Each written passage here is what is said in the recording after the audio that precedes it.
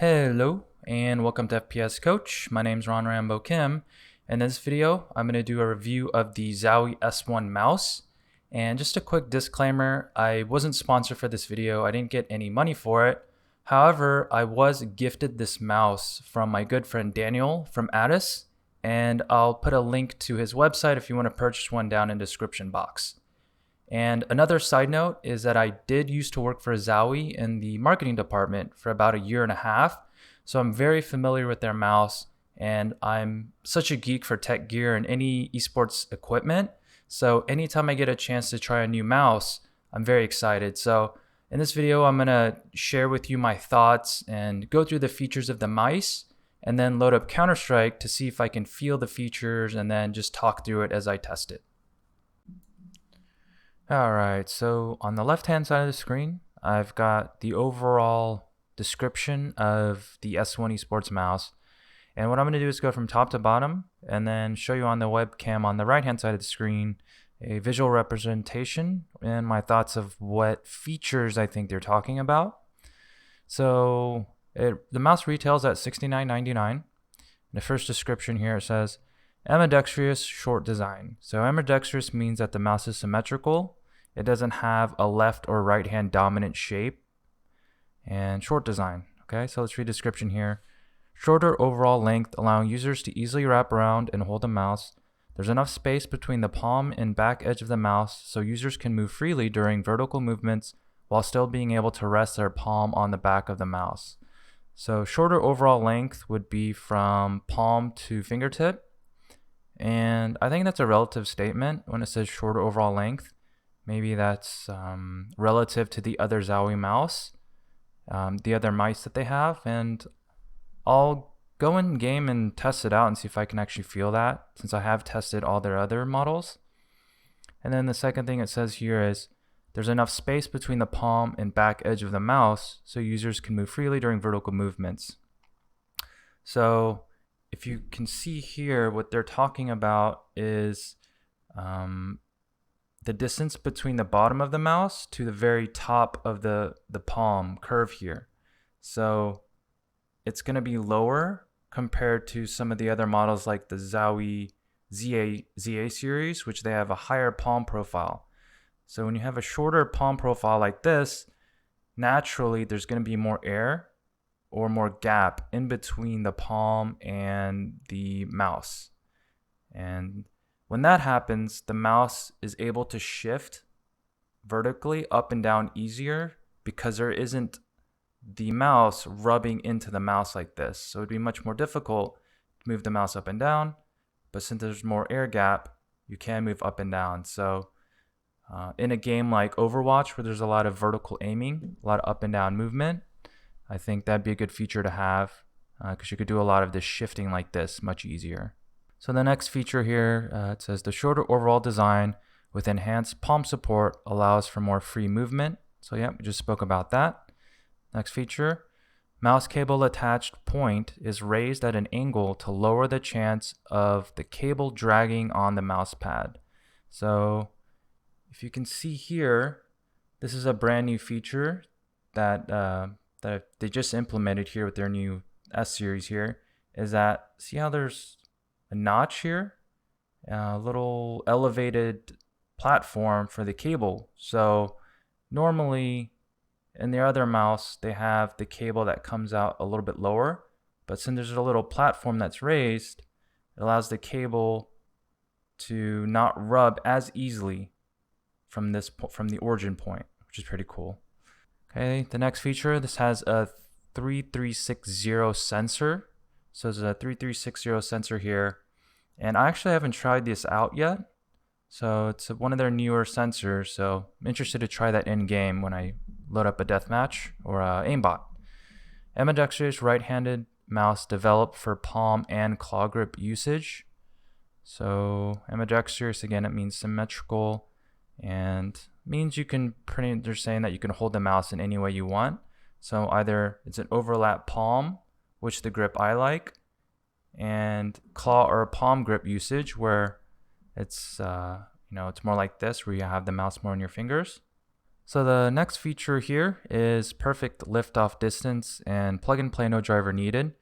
So what liftoff distance is when, say if my hand is the mouse pad here, and when I lift off the mouse, the distance determines if the mouse sensor will be tracking or not. So why this is important is, say if I've got my pivot point, my forearm right here, right, with the table, and this is my pivot point, and this is my comfort spot. Well, there's those moments in the game where I'm going to keep my pivot point there, and if I move my mouse and I aim to the left, and then I want to recenter and go back to my pivot point, I have to lift off my mouse a little bit, get back to my neutral point, and then land back down. So this liftoff distance means that as I'm lifting up the mouse and moving back to my neutral position, the sensor won't be picking up that movement, because that'd be an issue if every time I lift it up a little bit and wanted to recenter, if that sensor's picking up when I'm making those liftoff movements, it's gonna mess up my crosshair alignment. Okay, and plug and play, no driver needed. It's pretty self-explanatory. All ZOWIE mice, they don't require any drivers. You just plug it in and play. And the 400, 800, 1600, 3200 DPI adjustment. So that's standard on their ZOWIE mouse. On the right hand side here is the DPI, and it's color coded. So when I click it, it's going to have different colors. It's going to shift from blue to green to red to purple. And those colors tell you which DPI it's set at. So everything can be switched on the fly and instantly without drivers. And the next feature here on the left hand side is just to talk about DPI real quick. I was going to make a separate video. I think I will, just going into more detail. But what DPI stands for is dots per inch. And why the measurement is dots per inch is because when you have a monitor that's 1920 by 1080 resolution, and then you have another monitor that's 2560 by 1440, the pixels are different. So an inch is a measurement that's going to be the same no matter which monitor resolution that you use. So if you move an inch of your mouse on a HD monitor that's 1920 by 1080, that inch is you can measure that same inch on another monitor that's 2560 by 1440. So you can measure those dots per inch. It's going to be the same for any screen that you use, and I'll make a separate video on that. The next feature is adjustable USB report rate, 125 to 500 to 1000 hertz. So that could be adjusted here on the left hand side. So it's just, you just click the button and it shifts through each polling rate. And what the USB report rate is that it determines how fast the signals are being sent from your mouse to your computer. Generally, higher the hertz, the better. The only downside of higher hertz on a mouse is that if you go too high, it starts to drain into your computer's resources. So typically, I would always recommend using 1000 hertz unless you have a really slow computer, or like a really slow computer where you have to get as much performance out of it as you can. Then you might want to go to 500, but that's going to slow down the signal between your mouse and your computer. So the last feature here, it says full control over your movements. The front ends of the mouse have been raised to provide palm grip users more space to place the fourth finger. Sides of the mouse are shaped similarly to the ambidextrous ZA and FK series. So what they're saying here is the ring finger here, the fourth finger, is this area right here. See if I can get a good angle. Yeah, see how the light kind of shines on this edge here to the right side of the mouse too? Well, that has been raised from the bottom to top here compared to the other mouse. So for me, that's good because I like to have my fourth finger on the right side of the mouse too. And this extra elevated platform here allows my my fourth finger just to drop down and rest on it. Because naturally, like say if I put my hand down on a mouse pad, that fourth platform it's natural. It just feels good there. So, you know, I mentioned in my other videos how people like to hold the mouse like this. So it's kind of irrelevant in that case, but for me, this is good. The last feature here says sides of the mouse are shaped similarly to the ambidextrous ZA and FK series. And I could definitely feel that with this mouse because right now my primary is the ZA12. And I like to hold the mouse in the base where my pinky and thumb are pressing inward. And you'll notice on this mouse how it curves slightly in the middle here. And so this is a feeling that I'm very familiar with. And it's because of this inner curvature, it's a slightly thinner base compared to maybe some other mice. But for me, it feels really comfortable with my hand and my grip. But for players that maybe like to hold, maybe they have wide palms or they like a wide base, this won't be as comfortable for you. So I'm gonna load up Counter-Strike now, load up an aimbot, and the features that I'm particularly interested in testing is the palm, how the palm is lower, and see how I can play with the air gap in between, because normally I like to have no air gap in my hand and palm, completely overwrapped. So I want to see how that helps with my vertical movement. And then the 3360 sensor. I'm very interested in testing that because I haven't tried it yet. And yeah, so let's load up Counter-Strike here and give it a go. All right, so I did some testing already with the mouse because I wanted to give you guys a review with me having some time to actually try it out and me being warmed up.